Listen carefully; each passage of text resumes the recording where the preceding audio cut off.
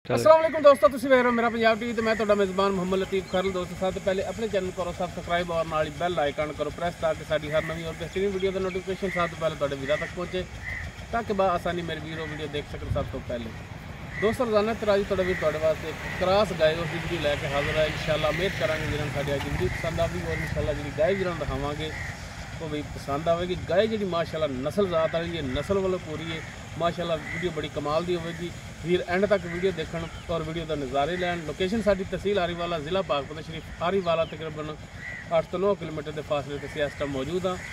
गाय वीरां दिखाने बाकी गल्लां जिहड़ियां करांगे मालकां नाल। ते जनाब करो कैमरे की नज़र गाय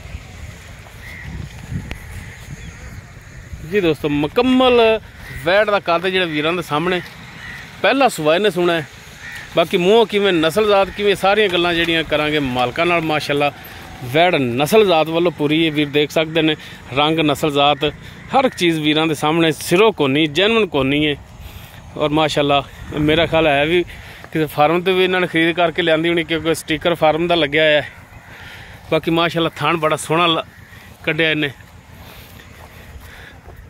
वीर देख सकते माशाअल्लाह कला कला थान खड़ा है। थाना का सैज विरल वो वीरां दे सामने और माशाअल्लाह लिबास भी बड़ा सोहना बना रही है। तो हाली भी दिन मेरा ख्याल गालबन लैगी काफ़ी। बाकी मजीद फिर भी तसली करांगे मालकां दी ज़बानी पुछांगे कि इनका हिसाब किताब है।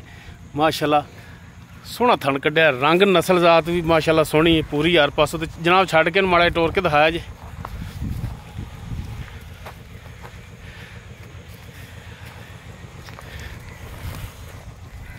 लो जी माशाअल्लाह वीर टून फिन देखन हर टाइम माशाअल्लाह बिल्कुल 16 ने वीरां दे सामने ले हो जी पिछे बनो।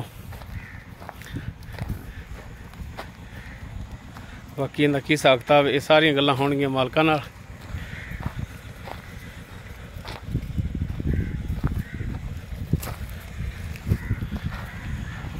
भरा तसल्ली करन चार चफेरों इंदी माशाअल्लाह जी। बाकी नस्ल जात पुछने मालकां तो जी। भरा दी जान किहड़ी नस्ल जात विच अपनी वैड़ है? ये जनाब 3 नस्लों च है। अच्छा जी। ये जनाब आस्ट्रेलिया च भी है, जर्सी च भी है ते वलैतन च भी। ठीक हो गया जी। बाकी नस्ल जात का वीर खुद भी अंदाज़ा ला सकते हैं। तो माशाअल्लाह नस्ल जात वालों वैड़ जी पूरी है। तो सुबह इन्हें पहला सुना है जी, पहला सुबह। तो किन्ने दिन लै जाएगी? ये तकरीबन लै जाएगी कोई 10 तो 15 दिन लै जाएगी। 10 तो 15 दिन। ये तुसी भी अगों खरीद करके ले आए हो? हाँ जी जी, असीं ये खरीद की वैड़ ठीक फार्म च खरीद की जी। ठीक हो गया।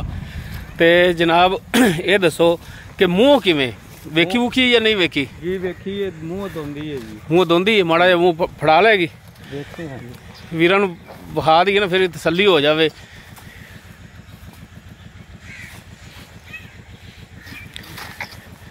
मेरा मुश्किल जिहा फड़ावे तेरे मूँह फड़िया नहीं ना, मूँह धोंदी है पक्की तसल्ली चेक करन जिवें मर्जी चेक कर लेंगे, कोई मसला। चलो जी ठीक हो गया। तो बाकी दसो कि दिन किन्ने लै जाएगी सूण दे विच? तकरीबन 10 तो 15 दिन लै जाएगी। 10 तो 15 दिन हाली मजीद होर लवेगी।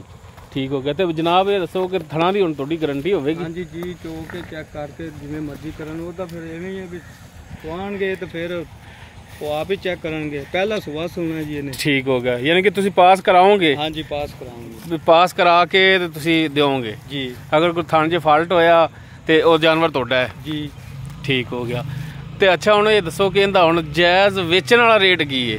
मंगण मंगाउण वाला नहीं करना, वेचण वाला करना भी जिहड़ा जिन्ने दी वेचना है? ये जी असीं वेचण वाला रेट करने हैं जी। असीं तां तकरीबन जो साढ़े असीं 2 लाख ते 20 हज़ार रुपया मंगने जी। 2 लाख ते 20 हज़ार जी। तो इहदे विच कोई प्यार मुहब्बत करोगे? प्यार मुहब्बत तो आपे ही फिर वेखो नहीं कोई अपने कोल भरा आ जाता है, कोई गुजाइश करोगे इहदे विच रेट दे 2-20 दे विचों? हाँ जी कर लांगे, होवेगी मेहरबानी। हाँ जी होवेगी। ठीक हो गया जी। जी दोस्तों क्रॉस वैड़ पहला सुबह सुना है। बाकी मालक कहते हैं कि मूँह 2 दंद है। बाकी दिखाया नहीं गाय ने। बाकी सुमन वाली ये तकरीबन हफ्ता 10 दिन लै जाएगी। सुमन दे विच 15 दिन भी लै सकती है, ये कुदरत का निज़ाम है। बाकी थणा की मालकां की गारंटी होगी। दुध जिहड़ा वो नसीब का होगा क्योंकि पहला सुबह इन्हें सुना वल्ला आलो में कितना दुध करे। बाकी डिमांड इसकी जी ਫਾਈਨਲ ਜੀ 2,20,000 ਹੈ। ਬਾਕੀ ਇਨਸ਼ਾਅੱਲਾ ਇਹਦੇ 'ਚ ਪਿਆਰ ਮੁਹੱਬਤ ਹੋਵੇਗਾ।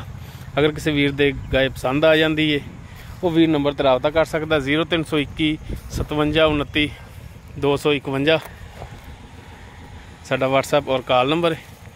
ਵੀਡੀਓ ਅਗਰ ਵੀਰਾਂ ਨੂੰ ਪਸੰਦ ਆਵੇ ਇਹਨੂੰ ਲਾਈਕ ਸ਼ੇਅਰ ਔਰ ਕਮੈਂਟ ਜ਼ਰੂਰ ਕਰਿਆ ਜੇ। ਇਸ ਦੇ ਨਾਲ ਹੀ ਆਪਣੇ ਮੇਜ਼ਬਾਨ ਮੁਹੰਮਦ ਲਤੀਫ ਖਰਲੋਂ ਦੇ वो इजाज़त। इंशाअल्लाह बशर्ते ज़िंदगी मिलांगे एक नवी और बेहतरीन वीडियो नाल। अल्लाह हाफिज़।